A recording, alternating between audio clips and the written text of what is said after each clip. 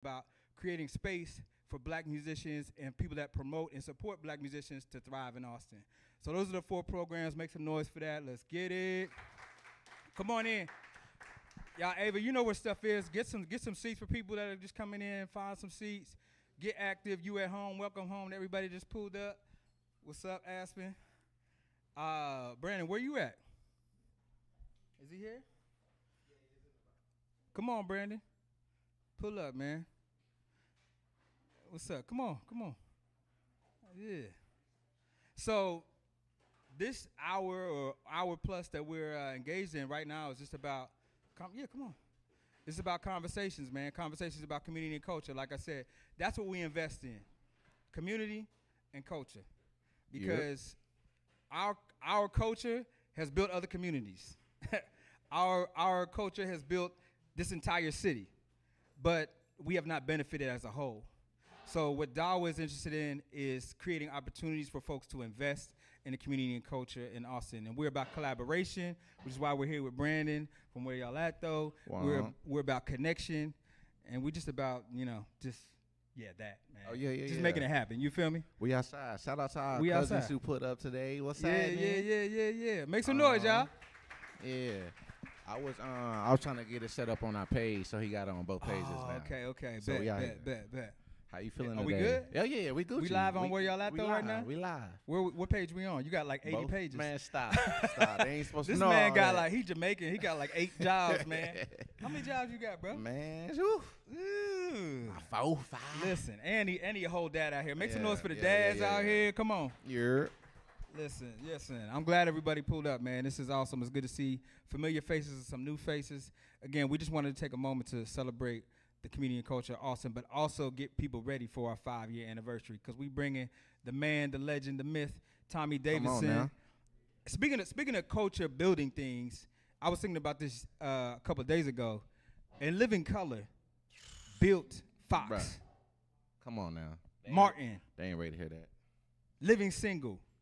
Black culture built the empire that Fox is. You feel me? Yeah, shout out the Wayans because Fox was just like a fledgling media company. These folks built that company. So again, like, our culture continues to build things outside of our community. And so we have to organize, we have to collectivize and build things for ourselves. We're capable of that. We just don't see ourselves in that lane. Somehow we find ourselves in the lane of just like throwing it out at everybody else. But it's possible, and that's what we're here to do, man. Yeah. Through art, through culture, through vibes. I want to shout out the Wayans brothers, man. They Man. built something crazy, and they still build and put the whole fam on, man. That's how it's supposed to be. Yeah, for real. Put a ton of people on. Put all the cousins on. Come on, man. Let's talk about it, man. Look, I was thinking about you on the ride over here, man, because 10 years that you've been at this. Yep. That's a lot of lessons, man. Oh, man. That's a lot of lessons. You've done things, made mistakes. Bruh. Like, what is the most important lesson? A couple of the most important lessons you've learned as a cultural curator or whatever you call you. You wear so many hats, I don't know what to call you. Do you rap? He probably raps. You rap? You got a little something? I gave that up. I wouldn't be surprised. You know I wouldn't be what I'm surprised. You design shoes? What you do? Virgil Abloh out here? Hey, listen. That's another story right there. Okay, but what's up? Not to be generic, but it's a lot of lessons that we already know, but you don't really tell yourself when you're in a moment. So one of the things is you got to keep going. You know what I'm saying? You got to stay in the gym, even when you're not seeing results. You know what I'm saying? A lot of times people want to quit when you're not seeing the muscles bulking right, where you want to do 30, 60 days and you're not seeing the results and you want to quit. But you got to stay in the gym. You got to keep putting those shots up, because eventually you're going to start seeing the results. Because it's like, as far on the business side, on the entrepreneur side, 2022, 2023 was a tough year. You know what I'm saying? Give me a little detail, like what specifically? Just everything. Everything. Yeah. Everything. And your back, just out. Clients not paying. Okay. Lawsuits. Ideas stolen from you. Ooh. Like, bruh, everything. People good for that right now. Bruh, everything that you can think could happen to you happened to us in 2022 and 2023, man. That copy paste is real. Bruh. that copy And then they act paste. like it was their idea. That's the thing. Listen. We lay down the foundation. We give people the recipe, bro. Yeah, listen. And I'm telling you, but that's why I brought it up, because longevity is no accident. What, bro? No. These facts. We cats kept it come and going. go. You're gonna see all type of events Bruh. and creating space for this and that. And you know what I mean? It's convenient. It's a trend, to create space for this or that. Yeah, but the yeah, people yeah. that's really about it, the And when longevity you- shows through time. Facts. And when you read between the lines, you know what's up. You know what's up. You know what I'm saying? Because again, for me, one of my God-given gifts is ideas. I got Okay. ideas for days. Yeah. So you want to act like again, Right. if I give you the recipe, anybody can cook, right? Right. It might not be as good as the next person, but if I give you the recipe, the step-by-step instructions, of course, and then Right. you run in like you create the recipe. But Right. guess what? I'm gonna create a whole new system. That's kind of part of that was the birth of Where I Let, though. You know what I'm saying? Uh-huh. It's like, bruh, again, I got ideas for days. This is what we do. And not even the idea, we have the framework and the capability to execute our ideas. That's a whole nother lane. But yeah, man, that I can go on and on for that. But Okay. but keep going, man. Stay in the gym, get those shots up. That's one of the biggest lessons for sure. And vibes don't lie. Yeah, facts. Vibes don't lie. come on, You man. can't fake that for too long. You can't fake it for too long. Nah, You nah. can't. You may not like me. You can hate on me, but you're not gonna say is, oh, Brandon Boone does bad business, or Right. Brandon Boone did me dirty, or any of that. Like, you know what I'm saying? Like, we can have disagreements, arguments all day, but you're not gonna say those two things. I'm gonna respect you. I'm gonna always do my best to do good business, cause that's another thing. Right. People do bad business, and Ooh, yeah. that's a downer. Yeah. You know what I'm saying? And we gonna respect people, Yeah. and we gonna respect women. That's another thing too. A lot of Listen, these cats don't hey, respect women. say, give me some on that. Give me some on that, bro. You know what Don't I'm give me that left hand though. Don't give me that left hand. All right.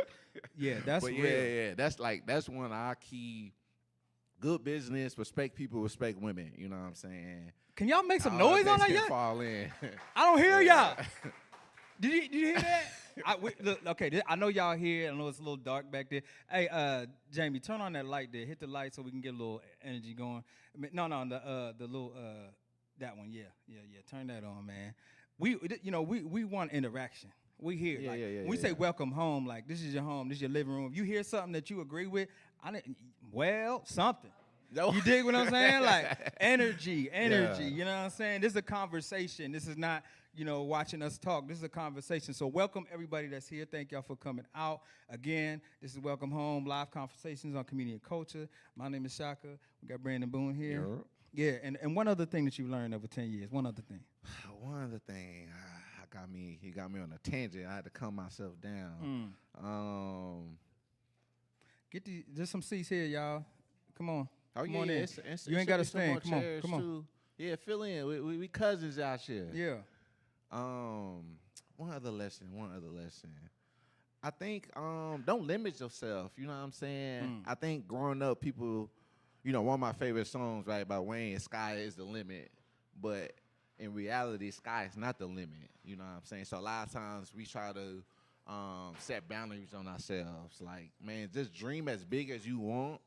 Of course, when it comes to executing, you have to start somewhere, but don't limit yourself, man. The possibilities is limitless.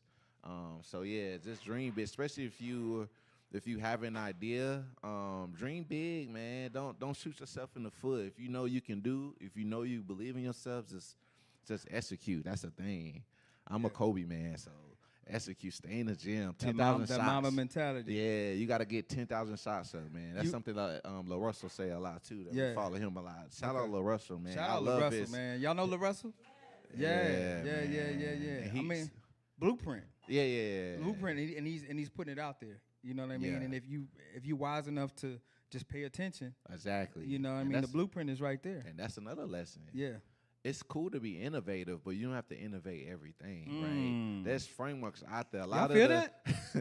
A lot of the big businesses was built off other people's framework. You know what I'm Right. saying? Lyft, Uber. You know what I'm saying? Whoever came first, the Right. other one modeled their framework after the other one. Right. You know what I'm saying? A lot of times people take innovation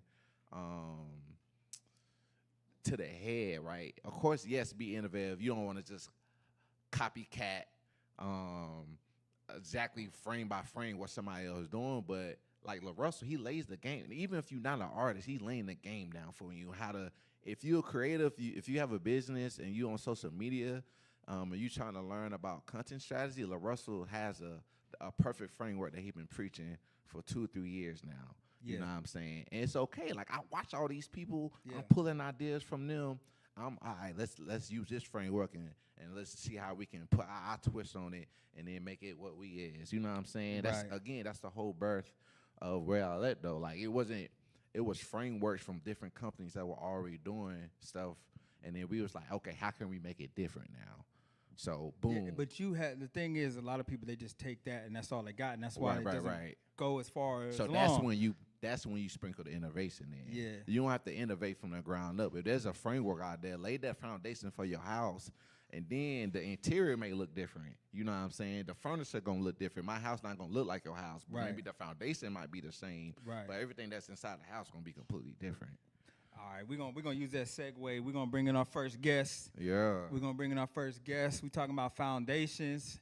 Who do I want to start with on foundation? I'm gonna start with Brian Batch. Brian, Yeah. you come through. Come on in, man. Oh, Make some noise for welcome, Brian, y'all. welcome. Sit right here, man. Sit right here. Just in case y'all didn't know, this is the locks. This is the dreadlocks episode. Of this is the Rasta Man vibration episode. I promise y'all, we're gonna bring women. It's gonna be all women next week because we definitely dude heavy on this one. Brian, man, foundations, man. How long you been in Austin? This is one of the co-owners of Bird Biscuit. Come Have y'all had Bird Biscuit? Fine. Y'all haven't? Find out, man. Biscuitarian, that's my jam. It's pretty good. The Biscuitarian, I'm on it. Talk to us about your journey in Austin, because when I remember just meeting you, I know you said we met or we came across each other through Black Fret and music, but all I remember is you was but you were a barista at Thunderbird. Yeah. You know what I'm saying? And the biscuits was the reason that a lot of people was coming, not just the coffee. So tell us about your journey. Yeah, for sure. So, you were talking about lessons. So one of the things that I've really learned in my journey is not looking too far ahead. A lot of times I think people look so far out that they miss the reality that it's the moments that build the foundation. And so for me, a lot of those moments had to do with relationships. My entire journey, I never started out to like open a restaurant. I started out working as a barista and just built relationships, And so like over the course of a decade of my life making coffee for people, my business partner. Decade keep hitting, don't You know it? what I'm saying? I mean, decade. Have it's y'all a put a journey. decade into anything you're doing? It's a journey. That's hitting. Yeah, no, I mean, decade in. It's true. And then a decade in, after I built a super meaningful relationship with my business partner, who we walked each other through some real tough times. Like, his wife passed, and I was there for him, and he was there for me through some stuff. He approached me and asked me if I wanted to go into business with him, and that was kind of how Bird started. But it was all based off of just relationships. That is the lesson that I found is the most useful for me. And even at Bird, it's not about the biscuits that we make. It's about how can Bird be a place where people understand how to be in right relationship. Because, man, if you look at the world and you look around, that is something that is lacking. And so I've put a lot of intention into not necessarily like making chicken sandwiches, but building a space where people can come and learn like how to communicate, like how to care for one another, how to listen to one another, how to disagree respectfully with one another. And my hope is that can reflect into the world in a way to where when people see that, there's a little bit more light. I love that. I mean, you're a barista, you're making lattes. When did the biscuits come into the equation? Were you like, oh, I got a biscuit recipe? Where does that come into play? No, so when we wanted to start Bird, one thing I appreciate about my business partner is he's super savvy, and he was like, man, we should just go travel. We should go see stuff. We should have different experiences than what we're used to so that we can determine what we want to do with those experiences and innovate, right? Yes. And so we just traveled for like 2 or 3 months. We went to Chicago and New York and tried every single different kind of thing, pizza, donuts, and what we came to is a couple things. One, we wanted to do something that was simple. We wanted to bring something to Austin that was different and unique, and we wanted to make sure that it was something we could grow. Because the reason why my business partner kind of got out of coffee is, man, like when you have a product or anything where when people, the reason why people are coming for that is not for what it is. And there are all of these like auxiliary reasons, because for a coffee shop, Wi-Fi. bro, I've got nothing against coffee shops, you know, but like people don't come there necessarily for the coffee. They come Right. there for Yeah, all yeah, different yeah. kinds of stuff. Facts. The vibes. You know, so we wanted to start a business that like when people came there, like they were coming there for what? For the product. You know? And we just distilled that down and tried to keep it simple. It was going to be a donut shop, then a sandwich shop, then a pizza place, then a juice bar. And we just kept filtering it down. And finally we landed upon the biscuit. And I got started with the recipe on the biscuit. My business partner knew a guy who was like a great biscuit maker. And he started us with that recipe, and then we just took it and kept working on it, you know. So like, I mean, were you a hire that came in there and then y'all formed a relationship, or did y'all know each other before he started Thunderbird? Or Oh, at Thunderbird? yeah, yeah. No, man. I mean, like I just, you know, I played in a band. You know, we kind of talked about that. And it was one of the few jobs that I could have where I could peace out for like 2 months and come back and still have a job. Right. So- That's real important. Yeah, If you're a dude, musician, for real. It is important. Yeah. It's very important. Flexibility. But when I sat down for my interview, I just I told him, and I remember looking at him and being like, look, I don't have experience, but if you hire me, I can promise you I'm a hard worker, you know? And that was the beginning. Like we didn't know each other before, but you know, after 10 years. That's crazy. That's crazy. And you just build that relationship and then like, let's go start something together. Yeah. That's beautiful. Yeah. That's beautiful, man. You got any questions for my man? Now I just Look, wonder. you sponsored the event. Yeah. Thank you for that. Appreciate yeah, that. dude, From no, yeah, Good for sure, Friday. man. Shout out. Shout out. Autumn HQ, Tech Bites, while you're playing, so all them. For sure. Yeah, I just want to rewind a little bit and talk about the importance of exposure, because I think that's slept on a lot too. Because that's something, part of my journey that made me where I'm at today is that exposure, right? So it's kind of two parts. When I first moved here, I haven't traveled a lot.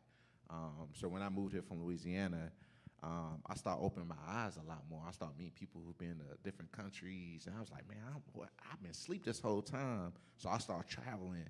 Like now I'm up to 12 countries, but all of that was exposing me to different mindsets, different cultures, and we bring that back into the community building that we do here. So I think that's important for wherever you building that exposure, you gotta have an exposure. And aside from like the travel aspect, but just knowledge, you know what I'm saying? If you can't travel, podcasts, YouTube videos, all of that is very important. So I just want to talk about like what's some of the things that you saw while you was traveling that you kind of brought back to what y'all was doing. Yeah, so you guys talked about like, you know, energy and vibes. And so one of the things that we were looking for as we were trying to see just what got people excited, like what was it that was exciting. And one of the things that we saw, and if I'm off base answering your question, No, for sure. yeah, you know what I'm saying, like point me back on track. Got you.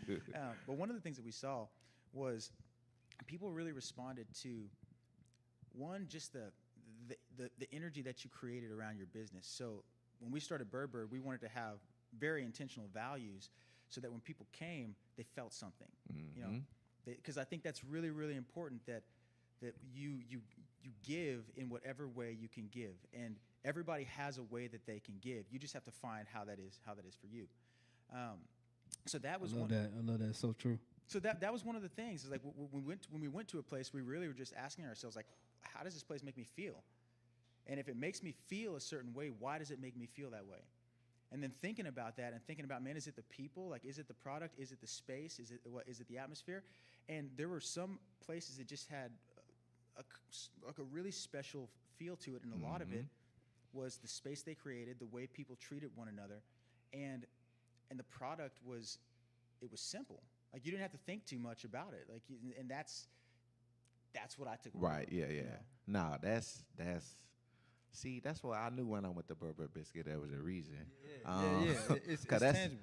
That's some of the mindset that we have when we was building Where Y'all At though. Like it's not just a page, right? We want to create a feeling where it's like we really found. We're not just saying cousins just because it sounds cool, but it's like we want to build that sense of community. So when you come to a Where Y'all At the event or or wherever, it's like you really feel like, oh, this is family, this is love, this is really community, people's connecting. So I connect with that heavily, and we go to a lot of different events as well around the country, and we pull stuff from those events. That's another point of the exposure, and we were like, okay, how can we replicate that feeling in this event? And I think Jamie Dredd does a good job with that, all the vibes. Like that joint, we had that conversation when he come up. But yeah, I just want to touch on that. Like, I feel that when I go to Burr Biscuit, and I appreciate that. It makes me very, very happy. And the biscuit. Yeah, oh yeah. I mean, the that food. biscuit slamming, man. You gotta have a. It's pretty good. I don't know what little stuff you spreading on that, man, but it's good. You gotta. It starts with having a good product for sure. I definitely feel like, I don't know, how many of y'all, make some noise, have you actually been there? You actually ate at Burr Biscuit? Okay. So few. I feel like it's an awesome experience. You know? Like when everything that y'all saying, same. You know, I feel like when you come in here, this is an awesome experience. Mm-hmm. You come to Body Rock, that's an awesome experience. You know, and that's something that you can't, like, it's just part of the city. And we are all part of the city. And we want to bring up another man that's a part of this city. You want to introduce? Let me shout out my guy, man. Yeah. I didn't realize how long he been in the city. It's just somebody told me. So I'll let him tell a little bit about his story. But we just recently connected. You would think we've been cool for like years, but again, when you meet an authentic person, the connection is just there.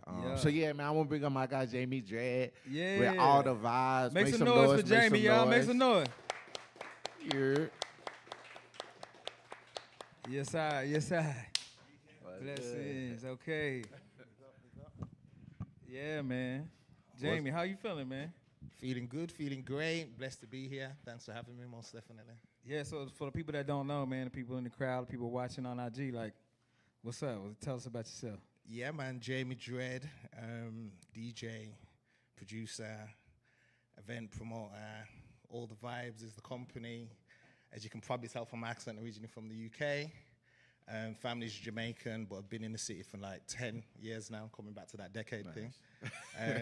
Been in the city for like 10 years now. And, you know, I've been involved in a few different things, music, DJ, Dub Academy, Texas Pro DJ, Dub Academy being a DJ school in Austin, Texas Pro DJ being an events company.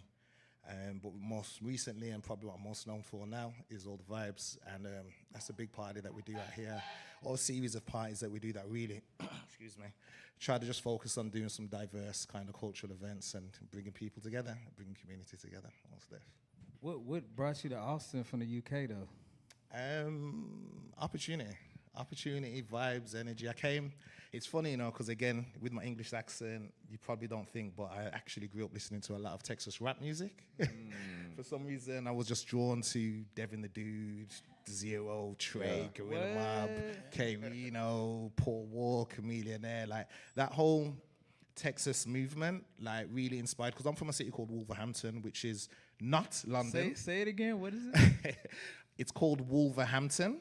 Wolverhampton. Yeah, our football team's called the Wolves, and if you watch the Premier League, then you probably know what I'm talking about. And if you don't, one person in the room, wicked. But it's a city that's quite close to another city called Birmingham in the middle of the UK.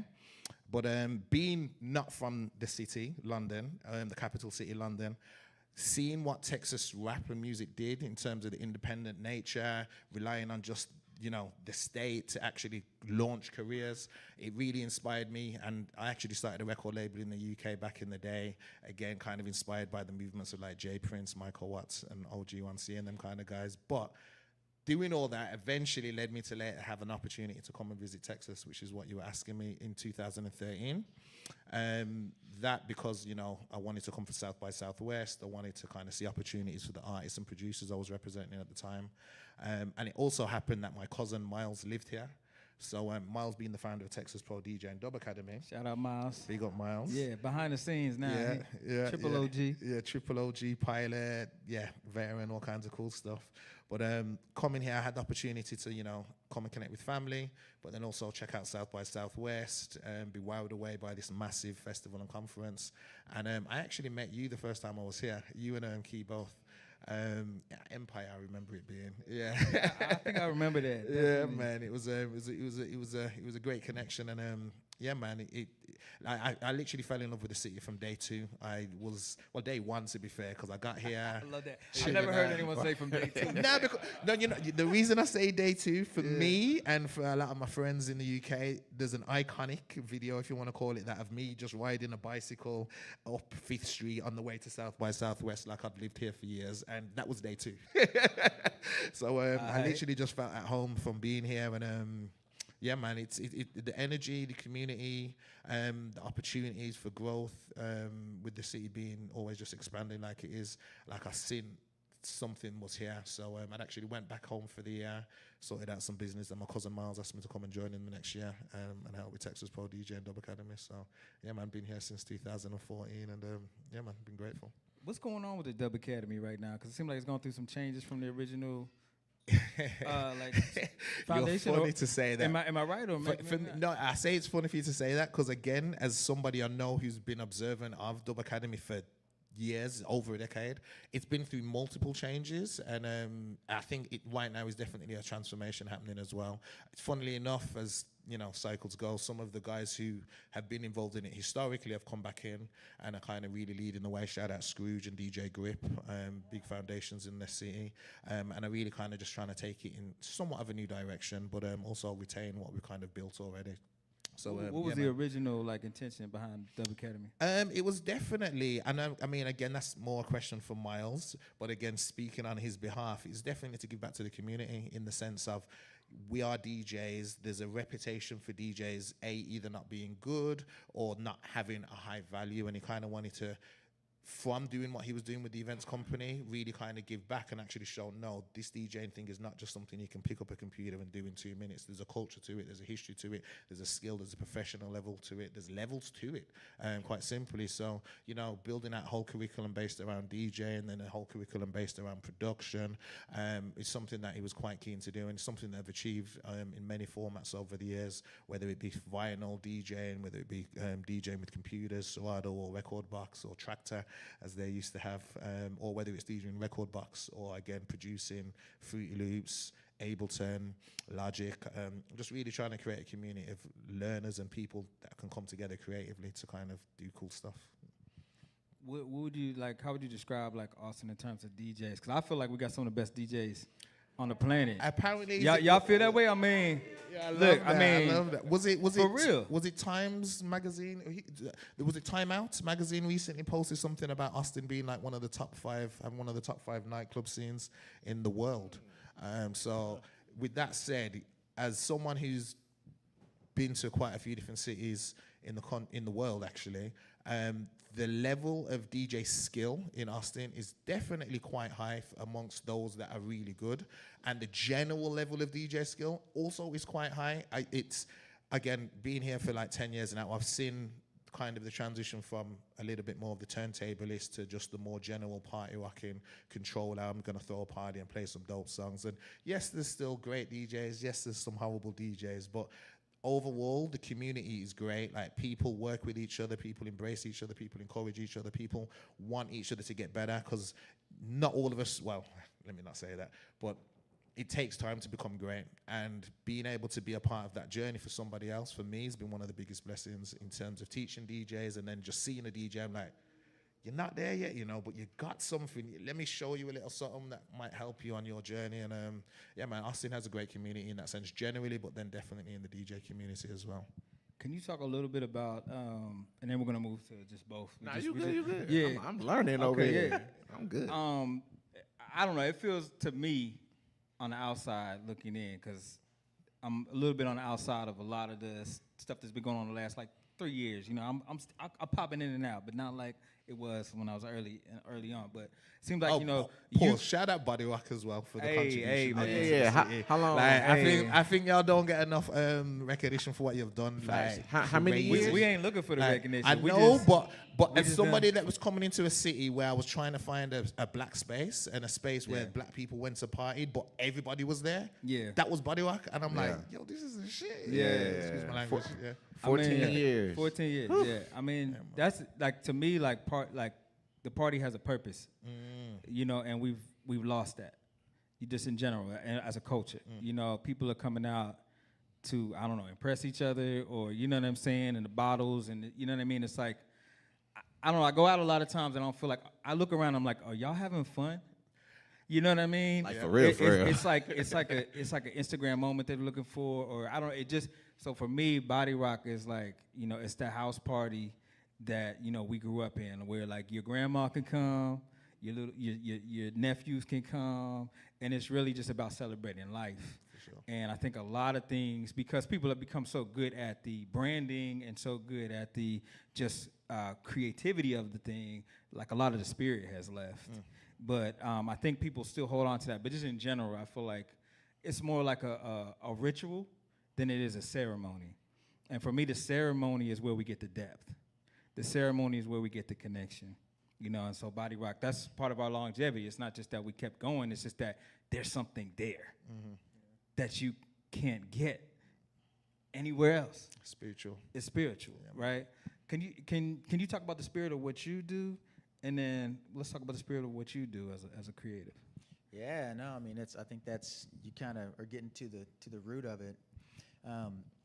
You know, I would say, one, I think that when it comes to the spirit, you know, it's hard to share what you don't feel and what you don't have. So the biggest thing for me is making really intentional choices that, like, I'm feeling my own spirit. You know what I mean? That I'm doing the daily work in my own life to make sure that, like, I actually have something to share with people. Right. You know what I mean? Because like that's what I feel like is getting lost a lot as well. Is that work has, I don't know. I just, it's not that people don't do it. It's just, I don't know if we really recognize the value of it. So for me, especially working with people, like, you know, how do you help somebody understand that everything is spiritual? That no matter what you're doing, it doesn't matter whether or not you're scrubbing a dish or making a biscuit or talking to a person, like, you are going to get the most out of life when, like, you recognize that it's that moment, and how you move through that moment, how you connect there, that's going to build every single thing that you're going to try to build in your life. Yes. You know, and so that's my whole work at Bird is it's about working with people on that level. And some people get it and some people don't, man. Some people come into Bird and they just want a job. Some people come there and I'm able to connect. We're able to connect in a way where it can go a lot deeper. And that's where I find the fulfillment in my work, you know.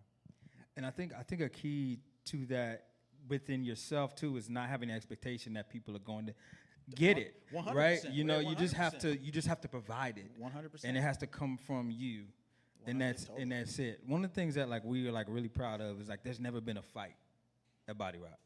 There's not even been a skirmish. That's awesome. Because the energy, like, because me and my wife, we are MCs, like, and that means we control the crowd. This means we can feel energy. We know when to do this, when to do that. We know when to stop the music and say something because we feel something over there, and we may be speaking over here, but we're speaking to that person in the corner. We're feeling energy, but, like, there's two things that happen. If someone comes in with some crazy, like, you know, like, just thugged out or just mad energy, it's like two things. There's two options they have. One, they either get taken over by that spirit because everyone there is bringing them toward, or they leave. Yeah.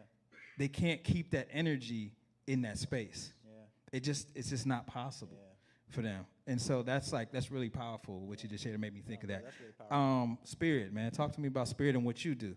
Yeah, I mean, again, kind of what you were saying, it definitely comes from within. I feel like my whole purpose for doing all the vibes was really just to try and bring cultures together. I'm from a place in the UK/Jamaican heritage where we... Say it again.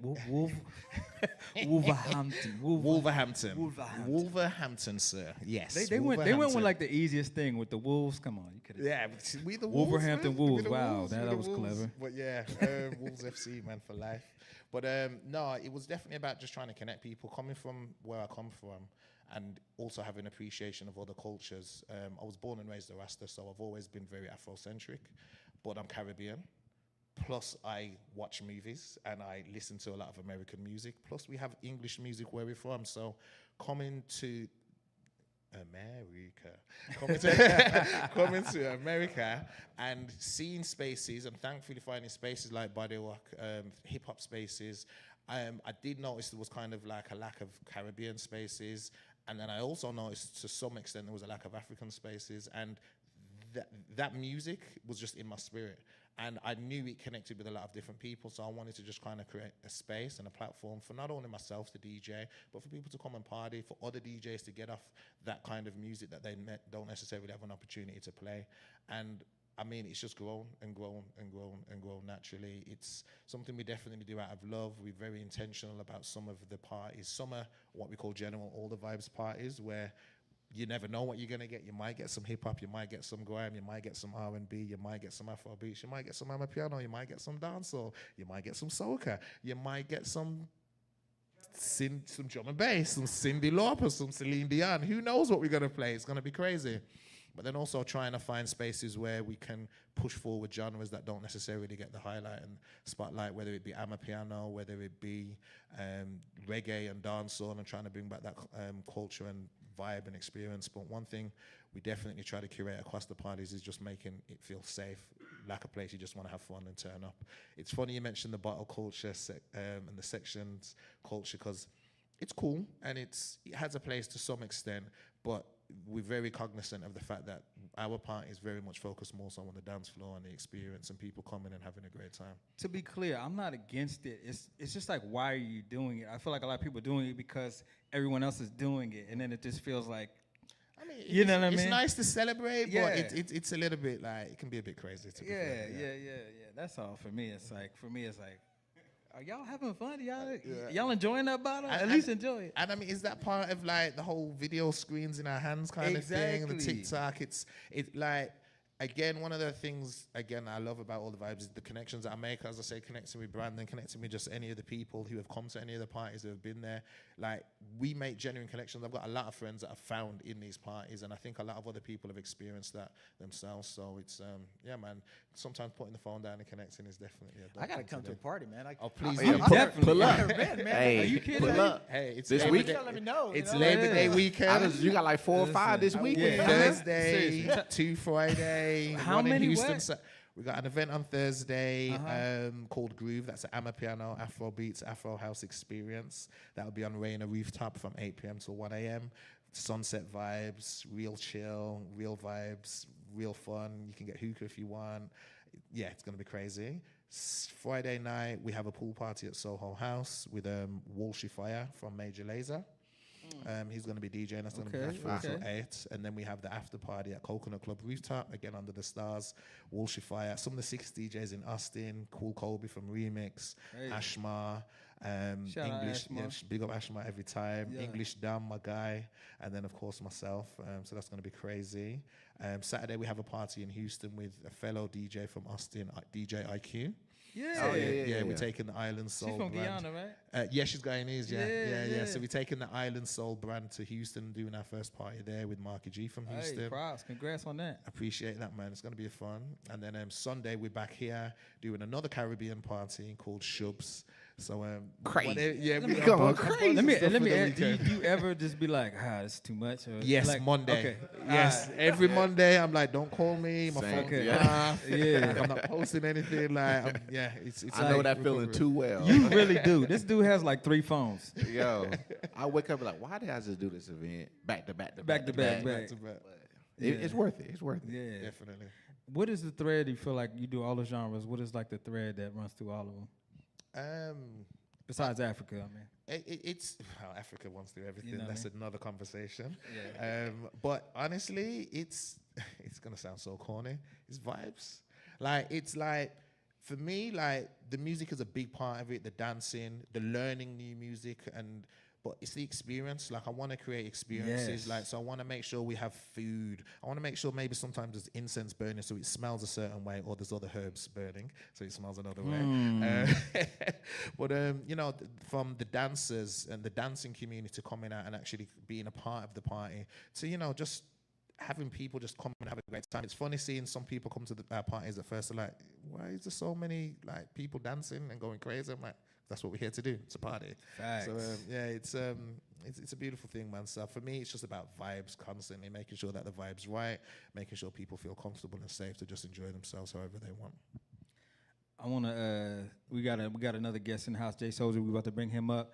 But real quick, Brian, what is one of the greatest challenges in running a business, like a food business? What are some of the greatest challenges you face? So I'm sure there's people out here that are thinking like, maybe I want to make some biscuits and start a restaurant. Like, what are some of the biggest challenges you face? I mean, I think it depends on your goal, but my goal has always been the community aspect of it. And so it's never been about making a buck. And so the hardest and most challenging part is providing a space where people, there's that whole thing that people say that I've never really liked, where they say, I don't have to like you. We just have to work together. That's hogwash, man. Like I've never liked that. And if somebody says that at Bird Bar, I'm like, look, I want to look at that, and we need to really analyze that and talk about what you mean, because at Bird, I think it's important that everyone learn how to get along and like each other. That's the hardest part of my job. That's the hardest part. It didn't nothing like where it's just kind of like any work-life balance or anything like that. Any challenges in that way, or? Well, yeah, for sure. Okay. For sure. Because I have 3 kids and 1 on the way. So I'm about to have Active. about to have 4 4 kids. 4 little boys at that, and they're a handful. What? Yeah, man. So it's a lot. But dude, I got a super supportive wife. What? Yeah, bro. I got an amazing wife. And, she must be unbelievable. And it's still getting along. That's because getting along with my wife. It's hard. You know what I mean? It's still the same thing. So. Okay. Relationships. And when did y'all open? 2019, 2018. Okay.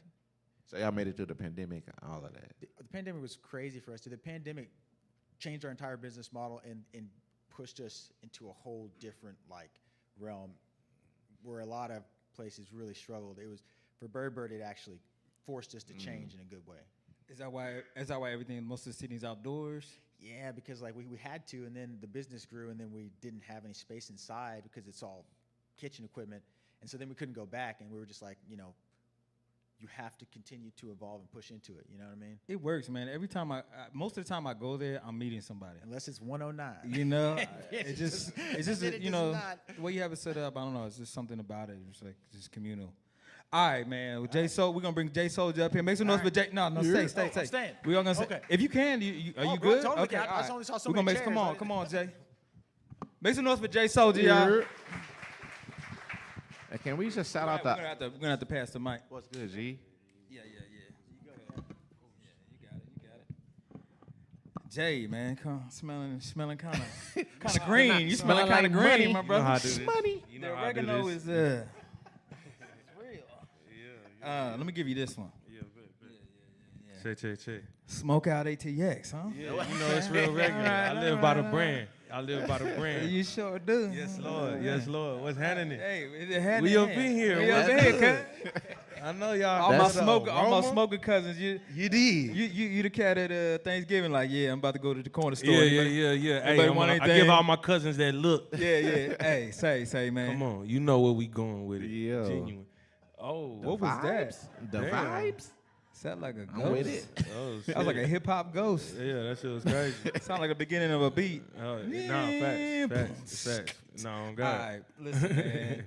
We brought you up in here, one, because you one of the dopest artists in Austin. Make some noise for Jay Soldier, y'all. I appreciate that, genuine. I can't hear y'all. But. And if you don't know, you don't have to make no. They gonna find out. You'll know. Like, They if got you they don't got know, they got it's Google. Totally fine. They got Google Yeah. and Firefox and stuff. Type shit. Listen, man. But yeah, you performing at the 5-year anniversary with Tommy Davidson. Yeah, man. Amazing. Talk to us about what's going on with you, man. Tell the people who you are and what's cooking, man. Yeah, man. I'm Jay Soldier, born and raised out of Austin, Texas. Whoop. Yeah. One of them unicorns for real. I'm an artist, creative. I like to say I'm a creative solutionist. I'm a guy come on now. that Okay. comes with I assist in a lot of different ways. Play a lot of different hats. I'm in marketing, graphic designer, but a lot of people may know me as Jay Soldier, the creator of the Smokeout. You know what I'm saying? I host, curate events, and a lot of my events are catered to putting together experiences around product. And 2018, I got my first commercial opportunity as an artist with the tobacco company Swisher Sweets. Uh-huh. So they signed me as actually won like a competition, and they gave me a contract for a year, and it totally changed my perspective on the industry. You know, like a lot of you guys that were up here talking about exposure. At the time, I was going through a wild situation, and for me to have that exposure to the industry the way that I did via a company not signed to a label, this was a commercial deal, a ambassador deal, totally unique in my eyes compared to what a lot of my peers were getting. And you know, getting exposed to the business and being able to see what the inner workings of what a production was and how artists were being courted and how you know, hip hop lacked that in Austin.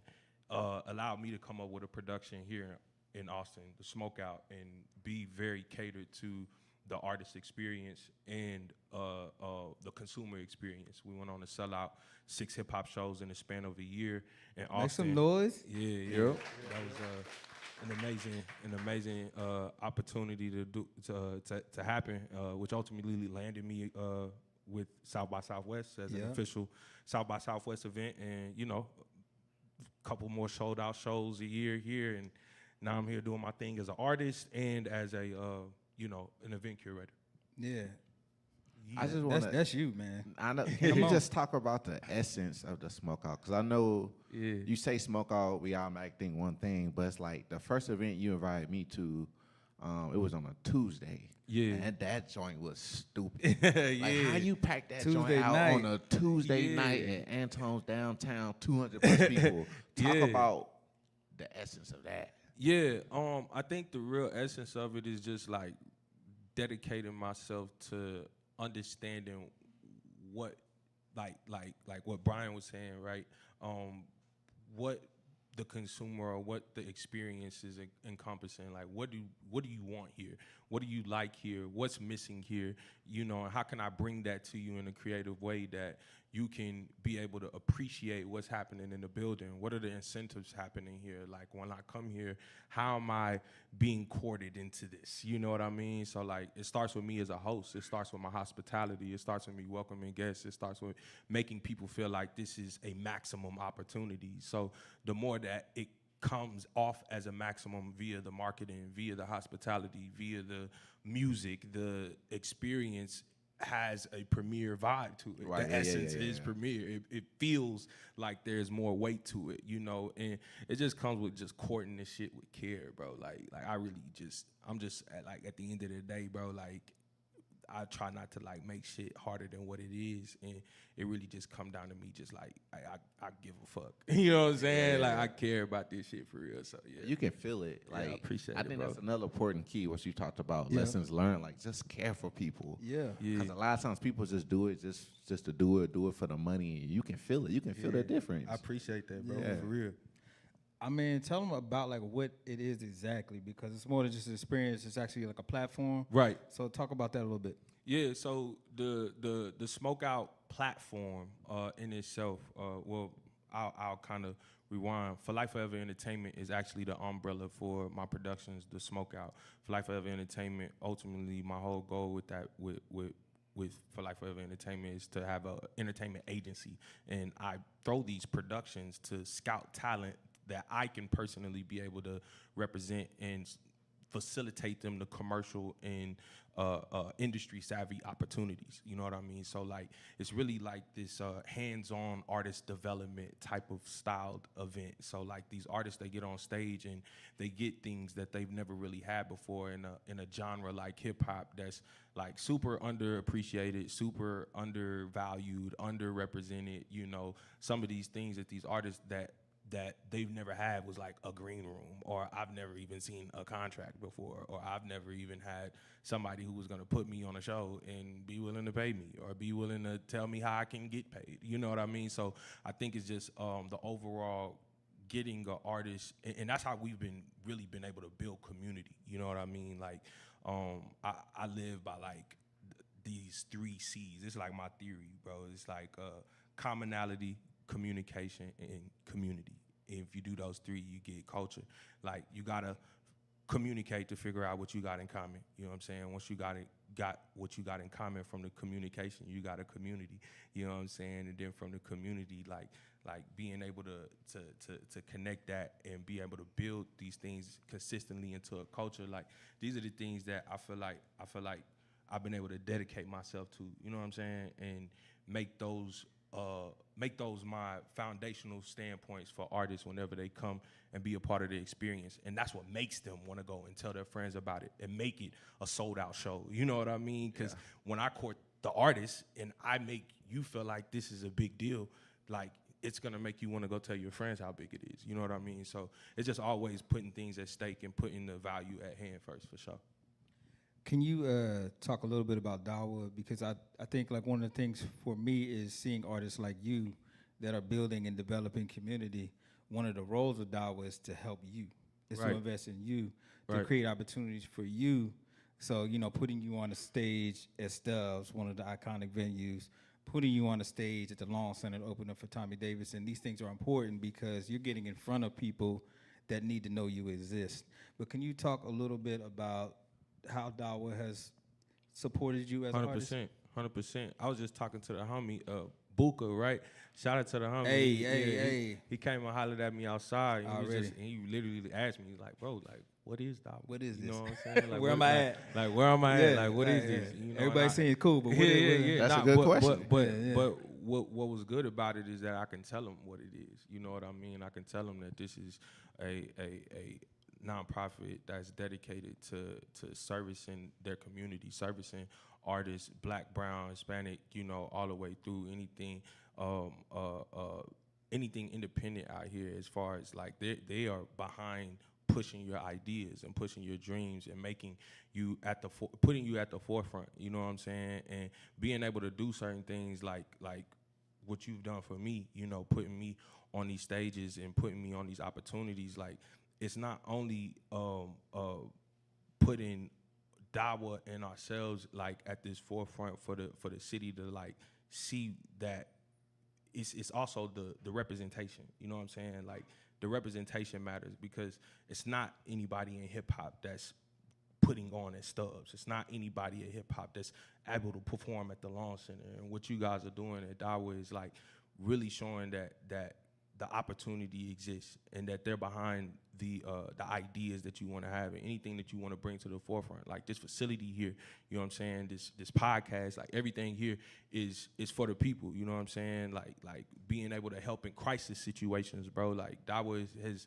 assisted during during COVID, bro. Like, I was just telling homie, like, man, Dawa hooked us over like $300 on direct cards, bro, to like 150 plus people. You know what I'm saying? Like who does that? You know what I mean? Like, who's doing that? You know, and they're just really showing that they care. You know what I'm saying? Care about the community and care about the growth and care about the culture. You feel me? Because they not just like pushing and pursuing, like, you know what I'm saying? Like, it's like, hey, like, if you're doing something authentic, you're doing something that's in alignment to what this nonprofit embodies, then we want to help you, you know, push that, because we align with that too.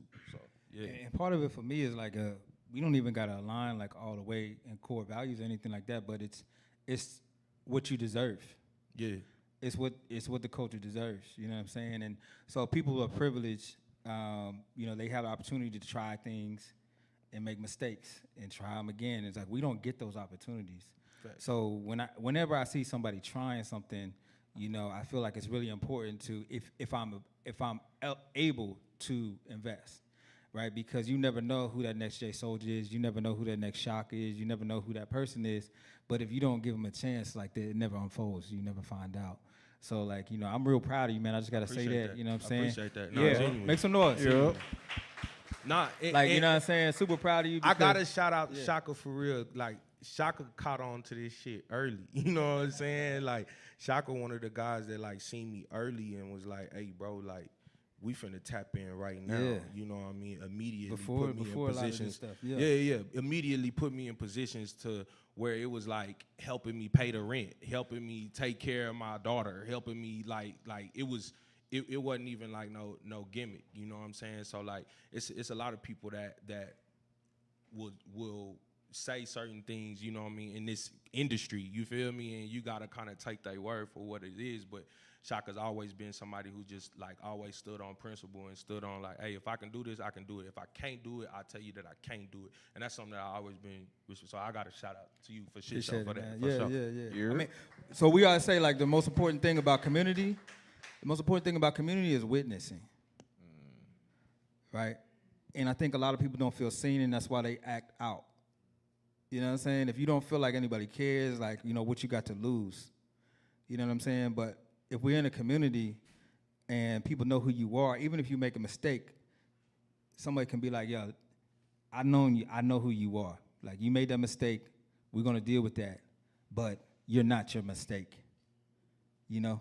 I know you did this, you did. I remember when you helped, you know, old lady across the street. I remember when you was helping the young man do this, do that. You know, that's what we were lacking, that witnessing, right? And so, like, I feel like our job, like the medicine of Dawa is to witness and then to invest. And so that's why the segue into our 5-year anniversary, that's why we want y'all, that's why we need y'all out at this event. That's why we need y'all to come out on the 6th to celebrate with us, to see him perform, to see the master, Tommy Davidson, perform, to hear from people. We got Miles has just popped in. Miles is gonna be speaking. We have all types, a great program, but we wanna fill that room with the energy of support for those in our community that are the givers. Those are the creatives. Those are the social workers. Those are the teachers. Those are the healthcare providers. Those are the ones that, you know, we supported. We raised $32,000 in a week during Winter Storm Uri. That went out to the people that's on the front lines. I was saying in the last episode, I watched a movie called Following Harry. It's about Harry Belafonte. And he was sitting down with Martin Luther King, and Martin was really discouraged.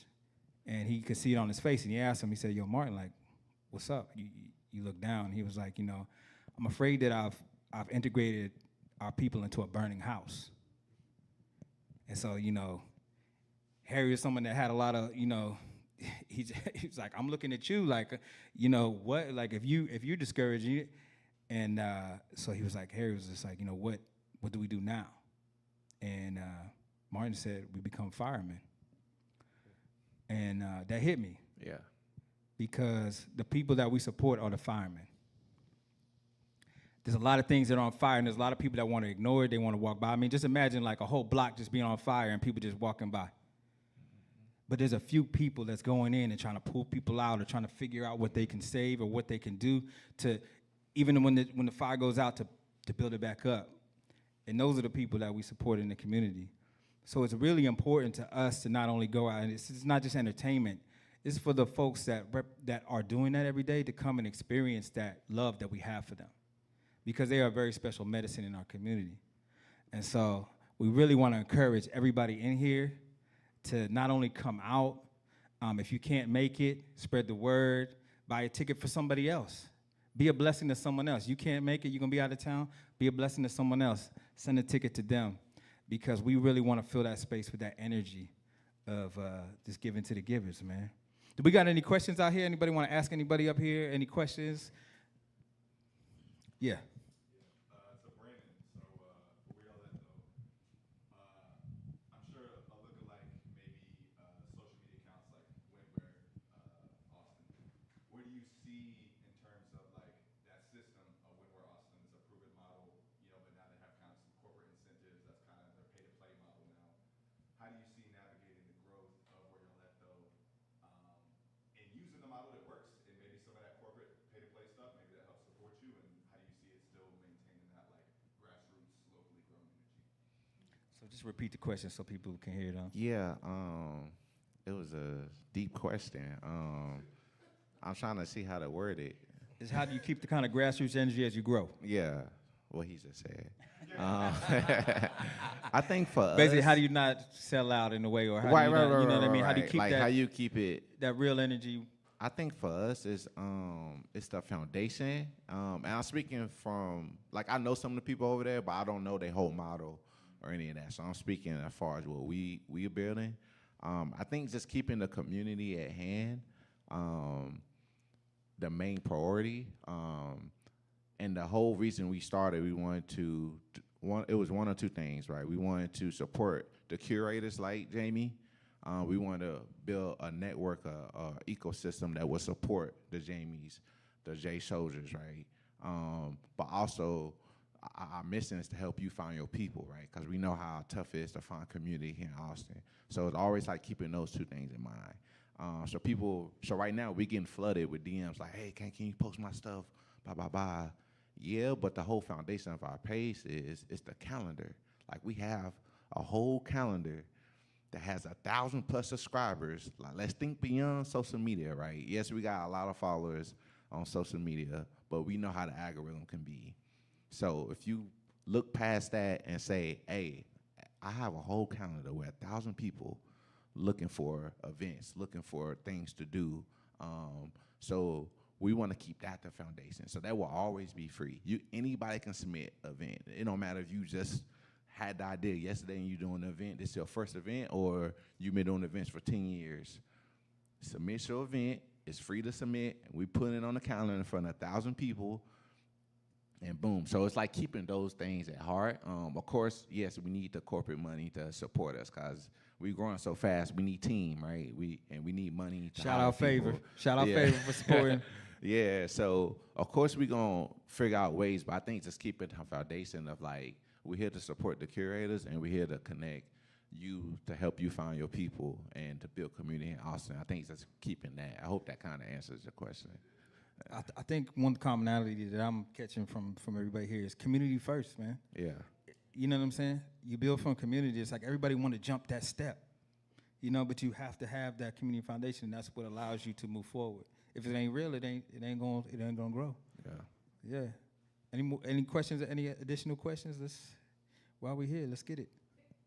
I love a good answer question, but also shout yourselves out. I came a little bit late, but if y'all could share out something that y'all are proud of, just like a thinking to myself moment, I'm proud that I did this within the past month, within the past starting your business, building communities, and if y'all could say y'all names because I came a little late.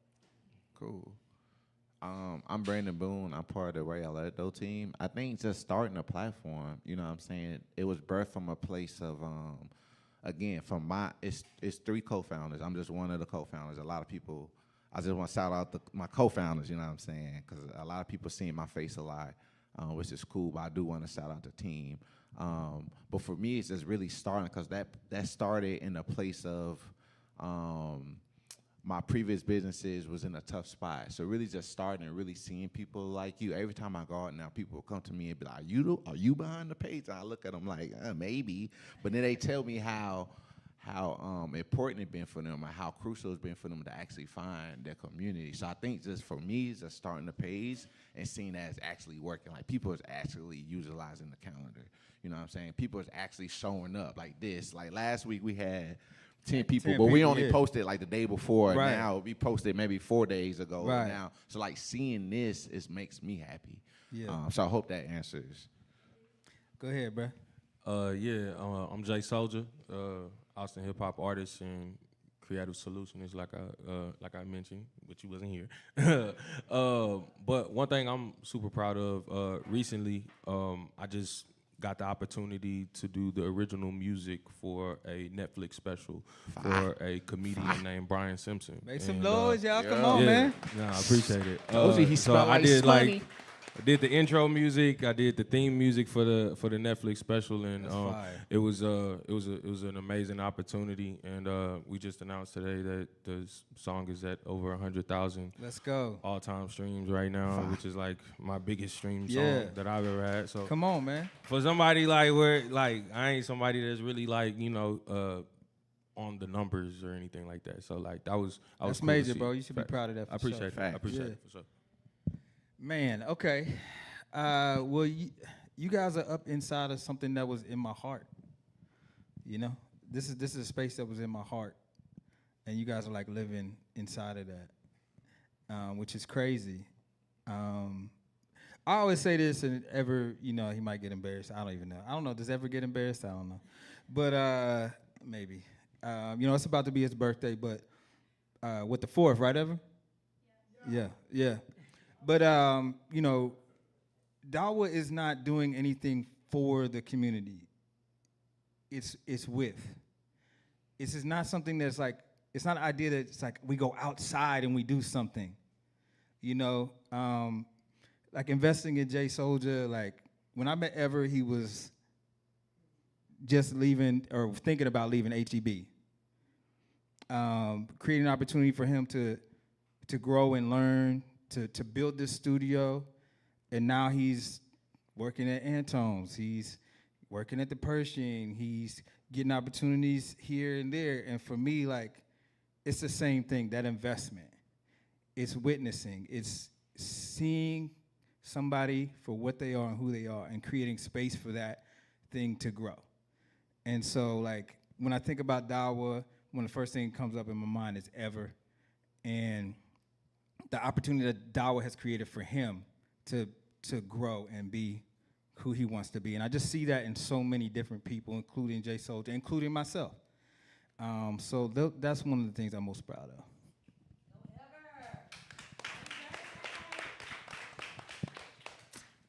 My name's Brian. I'm one of the owners of Bird Biscuit. I've resonated with a lot of it. This is honestly, so I came in here I did not know what I was coming to. So this has been a very cool experience because, you know, I've seen you in passing, but, you know, hearing what's in your heart, dude, I resonate with it, man, like a lot, dude. Like I feel like we have a lot in common. One of the things that I'll say proud of, but one of the things I can say I like about the experience that I've had in life is I don't have a great memory. So when I do things, oftentimes I'll maybe be a little forgetful.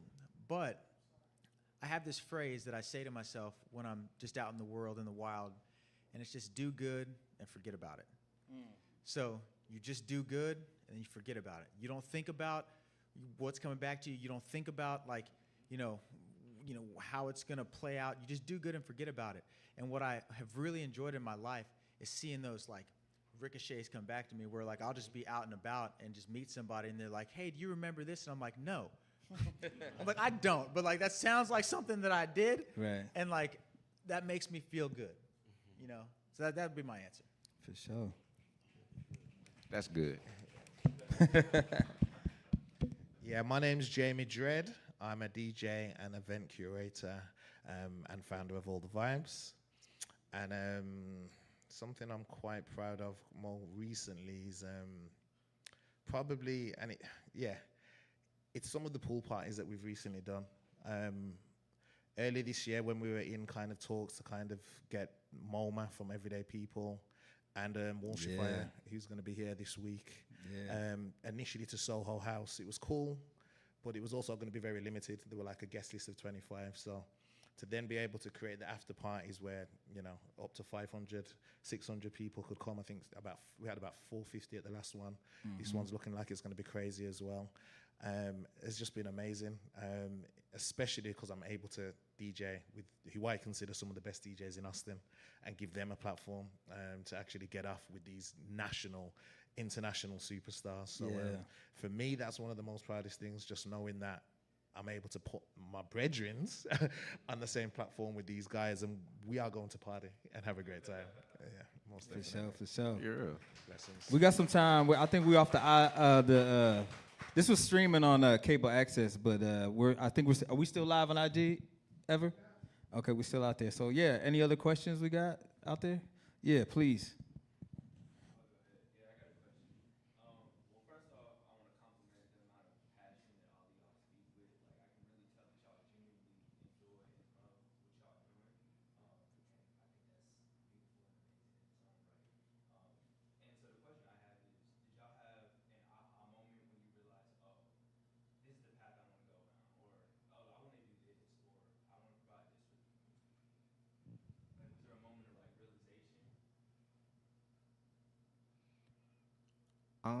I speak specifically on the Woyaleto page. I think Black History Month, that's probably like our biggest growth month, and we saw how valuable the page, or what problem the page was really solving. So I think that was like the aha moment. Like, it was like, yo, hold on, like, people really rocking with this joint. Cause we started a page last November. So this upcoming, Yeah, it haven't been a year yet. So That's we finna celebrate. crazy. We finna celebrate our year in November, which we planning something That's special. crazy. But like, What we doing? So when you start something, it's like, again, well, I talked about you got to keep putting those shots up. Our page wasn't getting, it was cool, 10 likes, 20 likes, but we kept going. February came and kind of it just went kind of crazy, but it was part of the consistency. Like, we never slowed down posting. We kept initiating new ideas. We kept putting those shots up. So I think as far as like where y'all at though, I think February was like, oh dang, hey, I think people like we're really solving the problem. It's not just like another promo page. Like people is actually coming to this page to find community. We got to keep this going. So yeah, I'll speak for that as far as where y'all at though. Shit, man. I feel like one of my biggest moments, I would say after the pandemic, the pandemic hit and totally like reconstructed how Austin was experiencing productions. And so a lot of the promoters that was here, I had a residency at a venue called Scratch House at the time, and I was R.I.P. R.I.P. to Scratch House, yeah.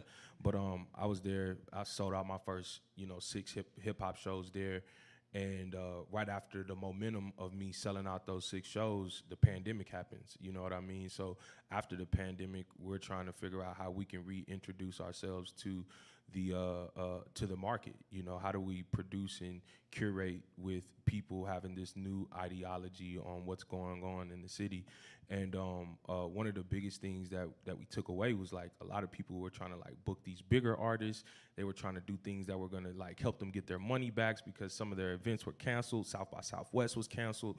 And I was like, yo, let's just do an open mic. Let's just do something that's very entry level, very, grassroots, I would say, something that's a super like community based. Anybody can be involved, and that way, like, if you're an artist that's been itching to probably perform live, you don't have to deal with what maybe the new landscape of politics is going on with putting an artist on a showcase. So our first pre-roll, which is what we have, the Smokeout, if you weren't here, the Smokeout is an official South by Southwest showcase. The pre-roll is our open mic showcase that we actually scout talent to graduate from the pre-roll to the Smokeout. So if you think you got a pre-roll before you smoke out, so that's kind of the ideology of it. So the open mic, we're scouting these, we did like a scout talent, told people to come pull up, open mic showcase, and it was crazy. We brought out maybe 200 plus people on a Tuesday night, and it consistently was like every Tuesday we're gonna hit like 250, 200 plus. They're gonna come be a part of the community, and it was just like, all right, I think we got something cool. I think we found our own lane rather than following what we felt like what the climate might have been at the time. This is gonna sound crazy, but 2008.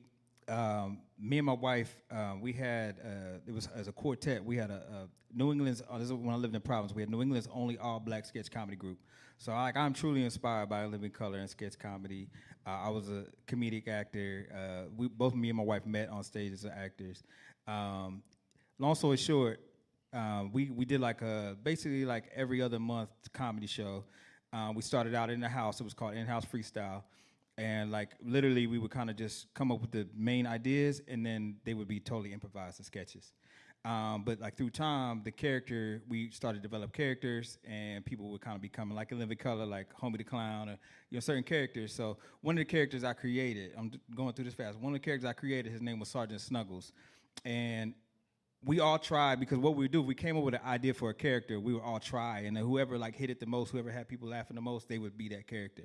But I came up with him because I was a public school teacher, and there was a consistent military presence in the school. So they had ROTC, and then they would bring just the military in. You would just walk through the halls, and we would be talking to kids in the lunchrooms, and they only had one college fair at the school a year. So it was they didn't have college professors walking through the hall talking to kids. It was this consistent military presence in the school. So it kind of made me upset.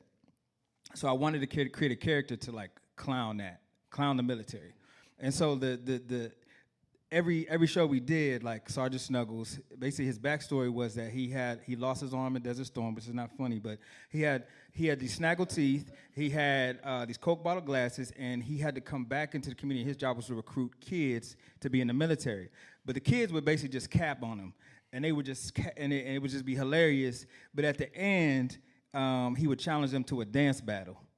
And he would win the dance battle because the dude could dance. But it was just about like it was just about capping on like the military. So they were just like, oh yeah, da da da. They would just cap. And after a while, like it got to the point where he was one of the most popular characters in what we did. So he would come out and the crowd would just be like, Snuggles, you know what I mean? So 2008, we decided, we were like, yo, let's have Snuggles run for president. Because he became like a community hero. Like he was like somebody that people, so we actually had him, like he would go on like cable access shows, and like actually like people thought he was a real person. They didn't know the in-house freestyle aspect. Like he would go to community events and talk. Like this is after Katrina, he would talk about like Katrina, how the government failed and did it. He actually kind of became like this anti-hero type of thing. So it was just crazy to me because people believed it, like for real. And it was something that came out of our creative energy, and it became something real in the world. And so it was an aha moment for me, the power that we have as creatives. Not that we didn't know it at that time, because we were obviously bringing people to our shows. It was entertaining, but like, this was something that people like were like, yo, coming to hear him speak. He was on these shows, and the aha moment for me was when we were on a cable access show, and the people behind the camera was all community people. And one of the brothers came up because they thought he actually lost his arm because he was skinny and he could tuck his arm. He came up to him and he's like, yo, brother, I feel you. And he lifted his arm and he had like a metal leg. And bro, like we had to keep the character. Like we couldn't tell him like this is, and it was just wild to me. Like we had created this person, like wrote his speeches, like created this persona, and in the world he was real to people. And it really was an aha moment for me, the power that I have as an artist, as a creative, to influence, and what I can do with that was my aha moment. I'm glad I had time to think about this because at first I was like, I have no idea how to answer that question. But what I'd say is that when we first started opening Bird, one of the things that was really interesting is, it was busy at the beginning. We just couldn't make the biscuits fast enough, or we couldn't make enough. And what I learned through this process is the power of the question, what if? Because the way we were shown just wasn't working. Like it just wasn't working, and I was to the point where I was dying. And that question, what if, led me to this phrase that is pretty much the lesson that I've learned out of Bird Biscuit, which is just this. It's you do what you're shown in order to know what you do.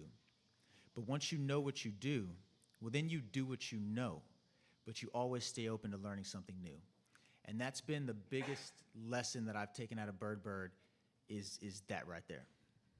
That's good. For me, it's probably going to be getting involved with doing shows in Austin. From the UK, I used to do a lot of stuff in terms of running a record label, managing artists and producers and putting on events, as well as running a music school similar to Dub Academy. But I'd come to Austin in 2014 and I kind of started DJing private events.